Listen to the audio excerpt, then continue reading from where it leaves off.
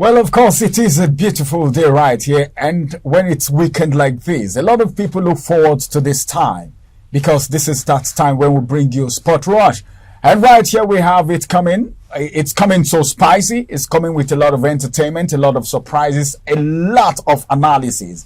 You know what? I've got someone in the building today, and it's going to be a different tone altogether. This is someone that I know very well. I call him the sport, is it maestro or the sports captain, or which name should I even call him? Well, I will tell you who the person is. You've already seen him, but then I'll tell you his name. My name is Ramsey, and of course, you know, I have jersey number 10 all the time, but I've got someone here who is more like a coach and someone who always talks to us when we're in the dressing room. Technical, you want to talk about technical? He's right there. Want to talk about analysis? The middle, well, let's begin from the goalpost to the middle, to the forward, everywhere. He's right there. Ladies and gentlemen, sport fan, it's a beautiful day. And I have with me in the studio today, Phillips Uja is a sport analyst to the core. Good morning, Phillips. Yeah, good morning, Ramsey. Good to see you once again. It's good to see you. Well, it's been a while. You know, when I spoke with you and you said you were coming around, I was so excited. And people were wondering, hey, come on, why is Ramsey is excited? And I said, well, I'm going to have someone that I'm so used to, someone that knows sports to the latter today in the studio. It's good to have you, Phillips. It's good to have you, have me around. I'm surprised when you say you're done in jersey number 10. The last time I knew you were wearing jersey number 7. Well, is it because Cristiano Ronaldo did not win the World Cup and Messi did, you ported to jersey number 10? In fact, whatever you want to think right now, I think you are in order. But then, I'm actually looking forward to that match that is coming up between Messi's club and Ronaldo's club. I think that would be the end of all battles. That was what someone said. That would be the end of all battles. But the rivalry still lives on. Even when they retire, I bet you the rivalry of Ronaldo and Messi still lives on. But then, looking at that game, who would you give it to? Is Messi going to take the day or Ronaldo? Because a lot of people are saying so many things. And one thing that fans are looking out for is, man, it's going to be a game. So what they are looking out for is the display of Ronaldo and Messi. You know, sometimes when these two people play, people have been carried away by the performances. So this game, who are you giving it to? Well, on paper, and then talking about the ranking of leagues, I think I want to rate the MLS ahead of the Saudi Arabian League. But with the crop of players that we have at Al Nassr right now, I bet you if they meet with Inter Miami FC, I think it's going to be a cracker. It's too close to call because even Inter Miami FC now, they have what's it called, Luis Suarez, they have Busquets, and then Messi. The same thing goes for Al Nassr. They have Mane, they have Ronaldo, and then they have they have a whole lot of them. So I think it's going to be a cracker. No longer the usual boring football that I would say there's no football in Saudi Arabia. Football is only in England. Football have evolved past that stage because you see that even the Saudi Arabian League, so many upsets is happening there right now. So I think it's going to be a game to watch out for come this year. All right, I think it's a game to watch out for come this year. Let's move away from there and talk about other things right now. The game between Barcelona and, of course, Osasuna. It was a very beautiful game, but then Barcelona took the day in Saudi Arabia to set up a Spanish Super Cup final on Sunday. It's going to be with Real Madrid. What do you think? What do you think? But then some people said before now, if you hear of Barcelona and Real Madrid, what comes to mind is Ronaldo and Messi. But since their exit from these two clubs, I don't know. How do you see Barcelona and Real Madrid after the exit of Messi from Barcelona and Ronaldo from Real Madrid? Then you also talk about this match. Were you thinking Barcelona was actually going to win as a solo? Well, I think the rivalry did not just start from the days of Ronaldo and Messi. I think it started right from the days of the main Ronaldo, so to say, Ronaldo de Lima, Luis Figo, Raul, then their legendary goalkeeper Iker Casillas, and then you come to Barcelona. That is when they had the likes of Xavi, Iniesta, even at some point Eto'o, and a whole lot of them. Then people like Messi were just warming up from the bench, but I think El Clasico has lost his value. Sorry to say, but I think that is what it is right now. It has gone beyond those days whereby if you hear of El Clasico, at times there was a time that El Clasico was played at about 10 p.m. And I remember back then, there was a kind of lockdown. I mean, the fans protested that they're not going to obey that lockdown that day, and we all went out just to watch the match till almost 12 a.m. and that and the local government had to provide security for us because he knew it was El Clasico. That is how passionate we are about El Clasico those days. But now I think it has lost the flair. But not taking away anything from the players.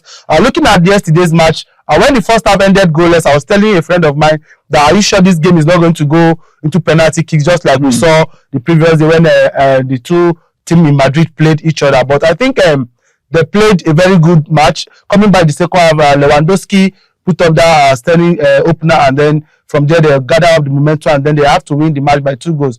Osasuna, they are no match for Barcelona. But you know, when it comes to cup games, they're always upset. We can see what happened to Chelsea in their own cup tie or coming to the final. So I think when it comes to a cup game, all these so-called small boys, they're always very, very prepared because they know that is their last chance. Because for crying out loud, we know Sasuna can never come.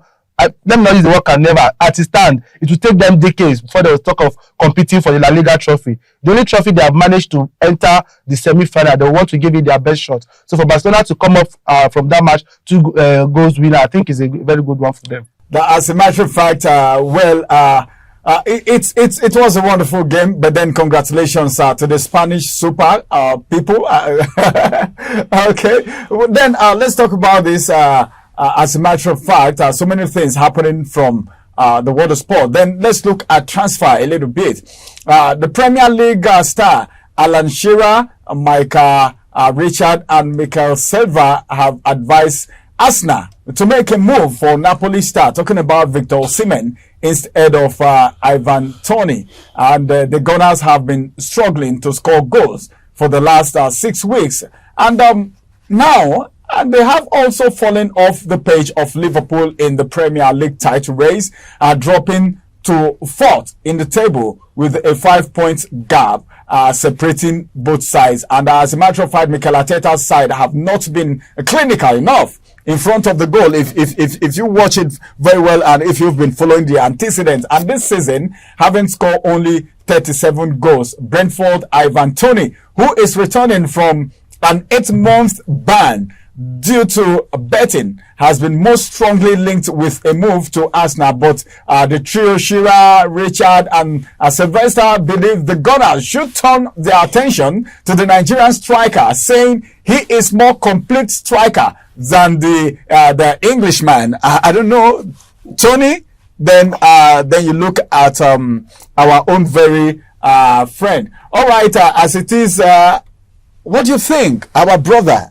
And of course, Tony, what would you have to say about that? Well, truth of the matter is, for crying out loud, Victor Osimhen is the African Footballer of the Year, so you have to give it all out to him.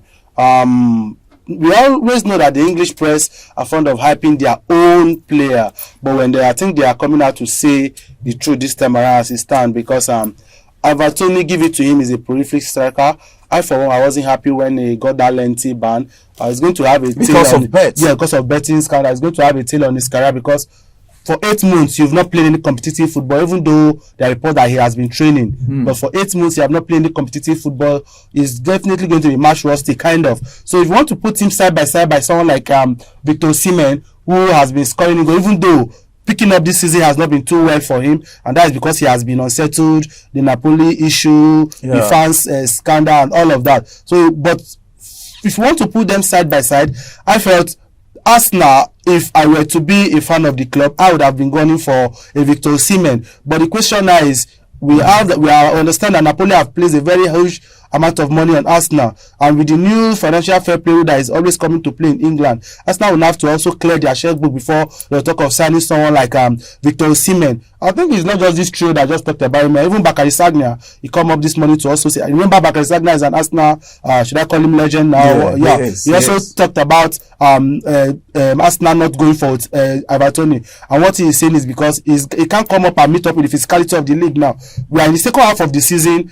Arsenal, we know the, should I call it, former leaders now, and then they are trying to catch up with the new leader. So it's going to be a tough game. But I, for one, I don't really understand what is happening to Arsenal's attack, where they have not been getting the goals, but they've been winning. At times they've just been by just a slim 1-goal margin. But of late, someone like Gabriel Jesus is not firing, Eddie Nketiah is not firing, and even the likes of Trossard and co that came in just to boost out the attack, they are not firing. So, you know, I think I can see where that burning is coming from, because the pressure is much for them to sign a striker this January. But we hope to see how much they have in their kitty to go for. But I bet you, if you are going for Osimhen, you'll be coughing not less than 150 million euros. Like Chelsea said, they are ready to pay anything for Osimhen. Chelsea, I think it's high time someone talk to them. You know how passionate I am about that club. Someone said Chelsea have players, but they don't have a coach. Now, if just like you giving someone money to build a house for you, and you give him as who's, let me not even go to 1 billion pounds, because we'll not be able to convert it to naira. Let's just talk about probably a 10 million naira. The person just go and build a shabby house for you. How are you going to feel? I think that is what has happened to Chelsea. You're giving them a huge sum of money, up to 1 billion pounds. The money, in fact, someone said the money they're using buying Casado can buy the whole of Luton Town players. And I think that is true. Of course, that is true. But if you bring them on the field of play, the last time we played Luton Town, I think we managed to win them.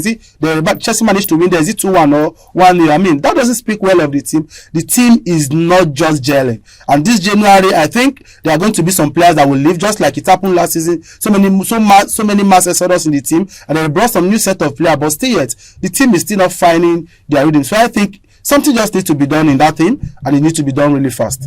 All right, but we're talking about Arsenal. That some of these players were not actually firing, but they are not doing badly in the league on the table at the moment. Yes, they're in the top 4, but if you ask a typical Arsenal fan, he believes this is their season, because they're now only, although this was how they beat. But what about you? What about you? What do you think of Arsenal? Well, for me, I think Arsenal, this has been their usual position. So I felt, apologies to Arsenal fan, but I felt that's true. That's the truth. The top 4 finish has always been good for them, and they're always comfortable with it. I think for a very long time, this is the first time they are playing Champions League, and then they've qualified to the next round. So I think for me, it's pretty okay, because if you want to talk about other teams that are formed, what about Manchester United? I don't want to go in there. What about but they didn't make it out of the group stage of Champions League, and then they are rooted down there. Were you disappointed at Manchester United? Disappointment would be an understatement. I was totally. If there's any other word I can use now, I think that is the word I will use for Manchester United, because let's say, to whom much is given, much is expected. Because when they brought in that coach, a whole lot of things have been said. He was the one that had been tutoring Ajax, and you can't compare Ajax team to Manchester United. And he even tried as much as possible to bring some players with him from Ajax. So I felt Man United should have done better, considering the group they find themselves. Group that had the likes of, I think, Galatasaray, Copenhagen. I saw the grouping, and I was like, hey, come on. It was going to be a smooth ride for Man United. They were supposed to qualify, in fact, handsomely. But then, that was how it actually ended. More from the transfer window. International Leonard Bonucci has completed his transfer to Fenerbahce after 6 months at Union Berlin. When we talk about Union Berlin, I remembered Anthony Uja. Exactly.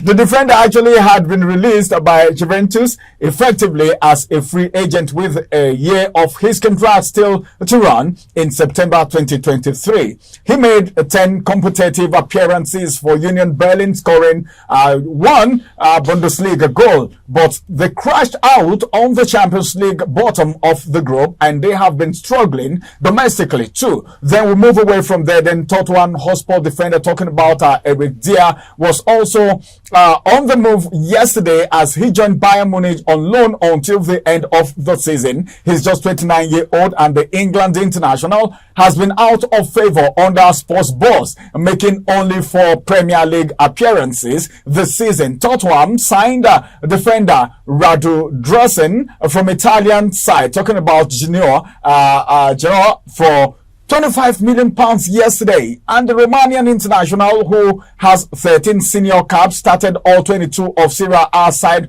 for Genoa's matches this season. That's fantastic. Then we talk about Jadon Sancho too, who is bidding welfare, farewell to Manchester United yesterday, having not played for the club since 26th of August. And he said it felt like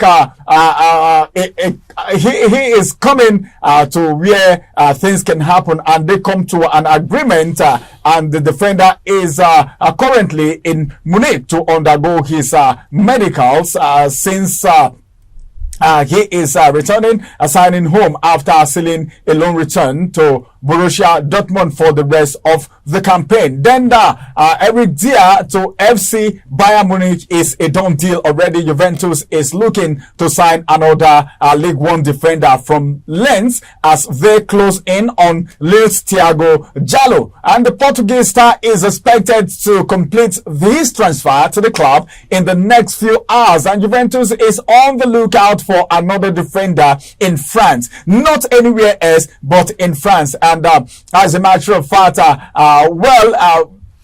is that from the world of transfer. But then, looking at all this transfer, which of this transfer that I've mentioned so far catches your fancy? Which one do you feel, well, or I want to talk about this? Which one would you want to talk about? Well, frankly speaking, I think I was surprised to hear that Ideye is going on loan, because the last time I think he was an integral member of the Tottenham, resurgence fund from Tottenham Hotspur. I think he was a critical stakeholder in the club. I'm surprised he'll be going on loan.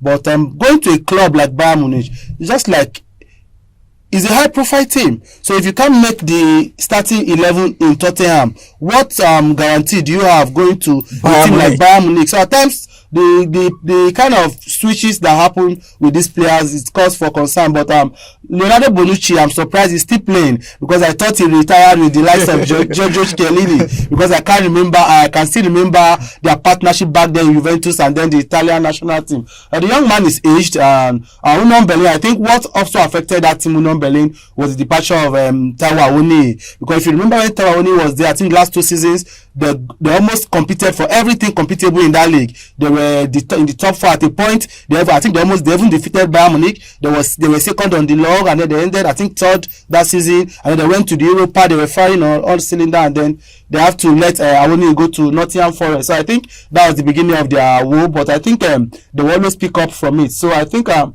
talking about Juventus going for a defender, Jallo, it will be a good one for them, because Juventus, they have not been doing too badly. Remember their match against Salernitana, they won them 6-1, and after that they also played against I think that same Salernitana again. They met them in the league, and then they were 1 goal down, and then they got a red card, and they managed to come up, and then they won the match 2-1. So I think this is a season of transfer. This is not yet the end. We are still going to see so many shocking transfers that will happen this January. Just this January. January is always the time for the transfer window, and a lot of rush hour buying will still happen. Who is going to be going to where, and who do you wish come to your club? As a matter of fact, before we go on break, let me just intimate you that Kevin De Bruyne admits he is nowhere near his best yet after the Manchester City midfielder made his return. Of course, from a 5 months injury absence. He was away, and De Bruyne came off the bench in the second half of City's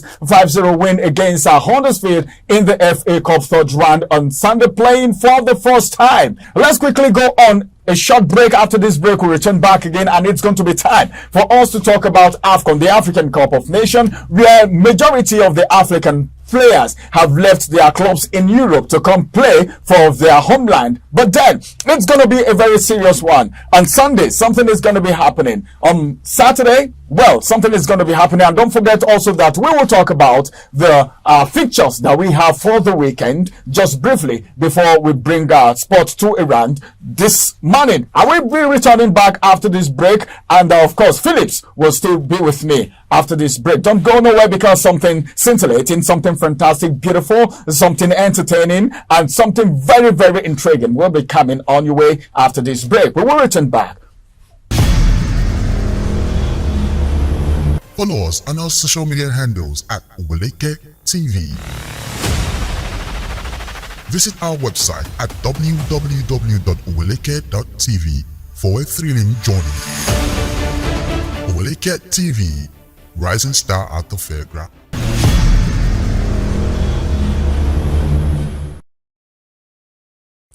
Well, it's so good to have you return back with us from that break. As a matter of fact, we want to go into talking about the African Cup of Nations, some African players, and the fixtures that will be going down over the weekend. It's still Sport Rush with MC Ramsey, and my guest is Phillips, a long time brother and friend, a sport analyst to the core. And of course, he's been doing justice from what he is saying. You should know that, this one is advanced in the game. A former international, talking about Ideye. Of course, you remember Ideye. Very well, very well. With the iconic jersey number 8. With the iconic jersey number 8. You hear what he's saying about the Super Eagles. Let me just bring you to speed with what he's saying. According to Ideye, he said the Super Eagles need captain Ahmed, Musa, and Kenneth Omeruo to lead them to the victory at the 2023 African Cup of Nations. According to him, what he meant is that the president's squad lack what we call discipline and passion, and should learn from the duo of Musa and Omeruo, who they won the 2013 edition of AFCON together. Omeruo was also part of the team that won the 2013 AFCON with the Nigeria team, and the likes of Ahmed, Musa, and Kenneth Omeruo was part of that. And he said, well, this crop of players that we have in the Super Eagles, I don't know where Pesero is picking them from, but then they lack discipline and they lack courage. But then I want to know his suggestion. Has he suggested a good thing, that it's so good that Ahmed Musa is right there with his own brother, who were part of the team that won the AFCON in 2013? Then he talked about these guys not being disciplined too. Then we will also talk about the crop of players that we have in the team at this very particular point in time, because I'm going to tell you about someone that I've known for a very long time, his antecedent in Germany. We'll talk about that much later. But then let's talk about what Ideye has said and what Pesero is doing as it has to do with the player. Like he said, the players they lack discipline. Is that the case? He also went further to talk about the inclusion of local players in the squad. In the squad, yeah. He said something. Let me take it up from there. It's high time we call a spade a spade. This clamor for inclusion of local based player in squad. I don't know if you've taken the time to look at the Senegalese squad for the AFCON. Someone said not even half player from the local league is there. And if you look at the 40-man squad that was released by Coach Alosise, I think he only included 2 or 3. And then when the final 25-man shortlist came out, he still omitted them. It goes to tell you that football have evolved past you bringing player based on sentiment or where they are playing. For crying out loud, as far as they are descent of that nation, they 100% qualified and eligible to be called up to represent their nation. Now, going to what Ideye is talking about, yes, Ahmed, Musa, and Kenneth Omeruo, they are the oldest players, so to say, in the team, because they were there 2013 in South Africa, where we last won the Nations Cup. I can still remember that very day when we won the Nations Cup. What was it called? Sondumba, with that his iconic winning goal against Burkina Faso, and then it's all history now. But looking at this team that Jose Pesero has taken, if you follow me on social media, the first day he released this 25-man squad, as if I'm a prophet of doom. I said it, that this man have gotten it wrong. And that is because when you go to close camping, you definitely expect injuries. You are not better off than those coaches that release 27 players. Why is it crime? Someone said maybe he's looking at the fund from NFF. Is it for the fund to cater for 2 extra players that Nigeria don't have? In fact, the other day someone said, let's donate to 200 for them. No, but that is the truth. No, but you can't say because of fund, then you're picking 25 instead of 27. When you were given the luxury of picking 27 players, why not pick this 27? Had it been you have picked this 27 and someone like Tere Murphy is in camp, or someone like Hassan was in camp, it would be hard for their clubs to come and carry them. Now, but imagine the situation we're finding ourselves now. Now, Tere Murphy, the club said they're not going to release him until he plays their match tomorrow. And this club, they are in their right, because you can't just wake up and call a player that they've planned their match with, and then you just come and call him up. Of course, that will not happen. Even as I'm speaking with you, there are feelers from the camp that Sadiq Kumar is also injured, and he might not be going to the AFCON because he didn't train on Wednesday, he didn't train on Thursday. That's going to be a very big slap. That means we'll be left with only Victor Osimhen as a point man in that squad. And Victor Osimhen, that's dangerous. That's dangerous because Victor Osimhen, first of all, we know he have anger issues. we must also talk about that. He talks back at referee. I will know the rule of the game now is if you talk to referee, you are being booked. And when he's being booked, maybe the first match, the next match, especially when you have a female referee. Yes, when you have a yellow card accumulation, we might tend to miss him. What about fatigue? He's also a human. What if he gets injured? So who is the outfield player that we're going to say this player is going to play as our top 9? And that is where the problem will start coming in from. Because I wasn't impressed when you called up just to advise and then you said these are the players you want to work with. Now even Ivan Toney is not yet in camp. And then I think Ivan Toney should be joining them by Saturday. By Probably Saturday, that's tomorrow. Even that Saturday, we don't know his level of preparedness because they said the doctors at Leicester City want to clear him first before he comes. But the national team doctors also need to ascertain the level of injury. How beautiful, how good do you think it will be for someone who has not even trained with the team to just come join them? Not just him training with the team. Play He has not even, someone like Terry Murphy, his own will not be that bad because he has been training with his club. Yeah? But Ian Toney has not been trained. And that is what Cameroon FA is saying. And they said Onana has not been trained with the squad. And I said he's not an outfield player. His own is just to mount the post. So he can come in on the very day Cameroon have their first match and he's going to play the next match. That one is understanding. Of course, he's not talking about an outfield player like a striker. You can't compare the way they play in Leicester City to that of Nigeria. That's true. So him coming in on the 13th or on the 14th when we are playing our first match, maybe they'll say he's going to be ready for the next game. Guess who we are playing the next game? The host nation. So what will happen? Well, that's that. What will happen? We are playing with the host team, the host country. What will happen? Looking at this, well, some persons say Pesero has actually failed, but then let's just give them the benefit of doubt.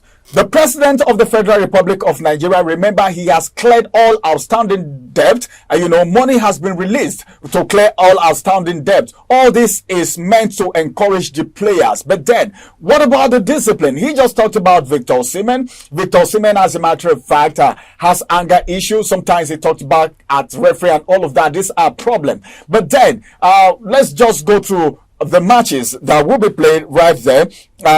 Before we talk about the matches, let me talk about this. You were talking about inclusion of local players, but what about our players who are playing their trade, in some foreign clubs and are doing very well? Let's draw our instance from this man from Benue State, talking about Anthony Uja. Anthony Uja has been in Germany, and when you talk about football, back then we called them German machine. When you talk about football, he has played for Berlin, he has played for Werder Bremen, he has played for Cologne. If he is not good, these clubs wouldn't be coming for him. But then we were expecting he was going to be called up before now to the Super Eagles. And other people are enjoying him. Sometimes when I see him score goals, I feel very excited. But then the pain is how I wish this goal is being scored for the Super Eagles. He would want to. I know he would want to. But why has this call not been done until now? Well, I think the last time we had Anthony Uja I think that was far back in 2016-2017. That's a very long time ago. He also played that Confederations Cup after we won the AFCON. He was called up to the team. And this is a striker. In those days, they nicknamed him Drogba. And if you remember, he was called Drogba not just because he's a Chelsea fan, but because he plays like him. He's an all-attacking striker. He plays with every part of his body, his head, his chest. And if you see a physically fit Anthony Uja, you know what he can do. And someone said it's because he now played in the Bundesliga too. I tend to ask the person, where is he playing? Is he not English Premier League 2? Where is Ndidi playing? So being playing in Bundesliga 2, that doesn't really matter. Is the impact on the pitch. How well can he play with the team? This is a striker that has been scoring, banging in goals. Although injury have not been too fair to him, just like some of our players in the national team. But I think he should have been given a second chance. I think after that, after the Confederations Cup, he has not been. So we have not heard so much of him in the national team. So I think the coaches also need to look outside the box. If this regular set of players are not giving us what we want, why not? We can also look into there were times we were inviting players from the Scandinavian country. Remember Peter Ideye? Yeah. All those players were being called from obscure leagues, but to my best of knowledge, they also did well in the team those days. So I think the coach, this Nations Cup is a litmus test for him. The survival of that coach in the national team is dependent on this Nations Cup. But if you bet, if I'm to bet on this team, I don't give this team a 50% chance of even getting to the semi-final. The best I am seeing from what I'm seeing is we are going to make it out of the group stage. but going to the round of 16 will be determined by who we are meeting. And if you remember, from the way the groups is being made, there are likely possibility that we are going to be playing against Ghana in the next round, depending on how we finish in the group stage. And I don't want to say anything about that, because even before the competition, we and Ghana have been competing. Someone said we're already competing with the best dressed team. If you see the way we were dressed and the way the Ghanaians also came in, so it has been a tie. But so it has been like that between the Super Eagles and Ghanaian national team.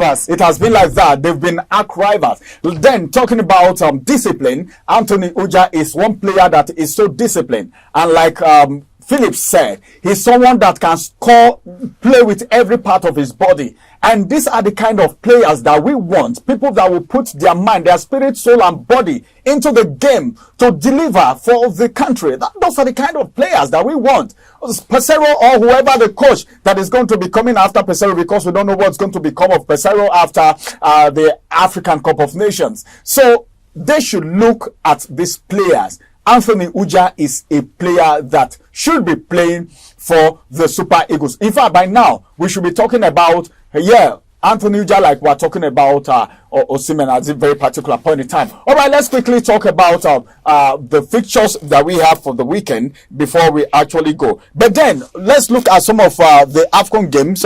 Ivory Coast and Guinea-Bissau. That's going to be tomorrow at 9 p.m. Then we also have Nigeria playing on Sunday with Equatorial Guinea, and that match is going to be 3 p.m. Then we also have Egypt and Mozambique playing on Sunday, and that match is going to be 6 p.m. You see the way they space these matches, because these are big matches that we should watch.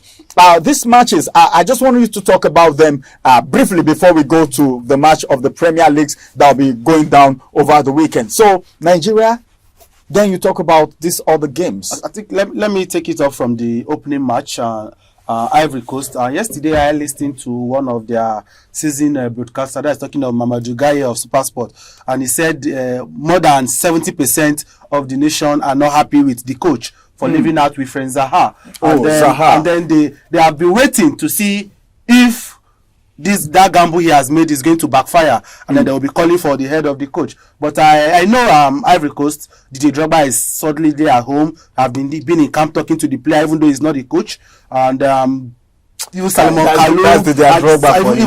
Kalou, in fact, just as if the whole of the Ivorian legend, they are back in their native country, just to give the team the needed push and the support, because they felt they can do it now, because they have some set of players, committed players that will want to win it for the team. So I think Ivory Coast playing tomorrow in the opening match is going to be a disaster if they don't win the opening match. But I want to talk about the Nigerian game. The game is coming up on Sunday, and then someone said definitely we are going to win it, if not for anything, because we'll be coming back from church. We would have pleaded the whole. So like they said that our goalkeeping department, someone made a lineup, and then he said at the goalpost is blood of Jesus. So then we are going to play. So we don't have a goalkeeper. Yes, so blood of Jesus. So if we've got to our various place of worship and then we pray for the team by 2 p.m. obviously we are going to get the win. But the problem is, let's see how coordinated this team is going to be in the opening match, because playing a team like Equatorial Guinea on paper, everybody will give it to Nigeria, but on the pitch it's going to be a different ballgame. Well, if we want to talk about sports, this is a man that knows the sporting thing to the latter, just like I am here. He knows me very well. That's why he was talking about the jersey that I was putting on before now. All right, as a matter of fact, let's see how it's going to go for Nigeria. Would they be able to win their first game? Then Ivory Coast, look at all the football legends coming to the field, coming to training to encourage these guys. We just wish every one of them the very best. Chelsea, they say when they fall hand. Will you fall hand this time? Mona no fall hand. Just make your fans okay, very, very happy. Then Manchester City well. Let's see who is going to take the day for their game. It's been a very wonderful time coming. We're wrapping it up now. This is the match that we'll be taking on Sport Rush today. It's been Ramsey, and of course MC Ramsey. When I come, when it's sport, you know how we do it. But then I just need to go to the dressing room now, talk with Phillips a little bit, then we get ready for what will happen over the weekend. Then on Monday, we'll bring you the report and the feedback from the actions and everything that will happen over the weekend. Keep watching, keep tab on this channel so that you can stay entertained, you can stay refreshed all the time. That's what sport brings to the table. Bye-bye for now.